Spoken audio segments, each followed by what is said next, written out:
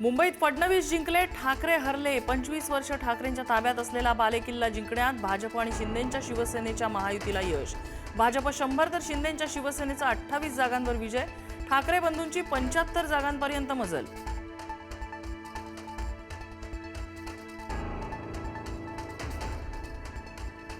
मुंबई महापालिकेवर भाजपचा ऐतिहासिक विजय. भाजप नगरसेवकांची 100 पार घोडदौड. मुंबईमध्ये पहिल्यांदा भाजपचाच महापौर बसणार.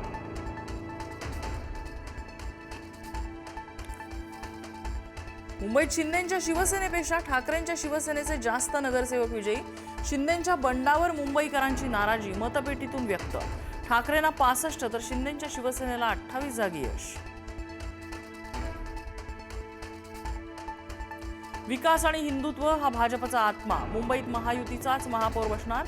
मुख्यमंत्री देवेंद्र फडणवीसांना विश्वास. मुख्यमंत्र्यांसह भाजप नेत्यांचा मुंबईत जल्लोष.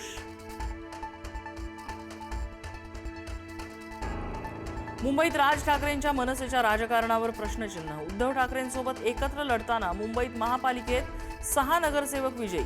गेल्या वेळच्या कामगिरीची बरोबरी गाठताना दमछाक.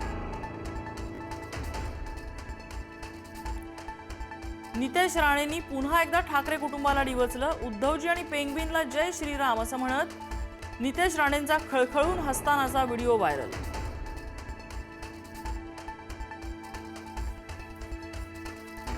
मुंबईत अनेक दिग्गजांना पराभवाचा धक्का. शिंदेंच्या शिवसेनेचे खासदार रवींद्र वायकरांची कन्या दीप्ती वायकर, आमदार मंगेश कुडाळकरांचा मुलगा, सदा सरवणकरांचा मुलगा आणि मुलगी यांचा पराभव. तर भाजपात गेलेले रवी राजा यांनाही मतदारांनी नाकारलं.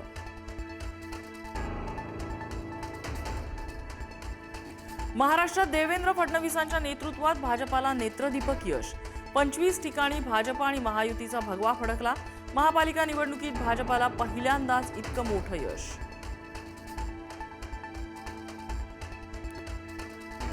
पुणे आणि पिंपरी चिंचवडमध्ये अजित पवारांच्या राष्ट्रवादीला धक्का. भाजपाची पुन्हा एकहाती सत्ता. पवार काका पुतण्यांच्या युतीला पुणेकरांनी सपशेल नाकारलं.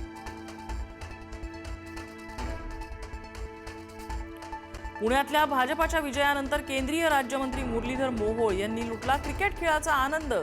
दे घुमाके असं म्हणत धुवाधार बॅटिंग.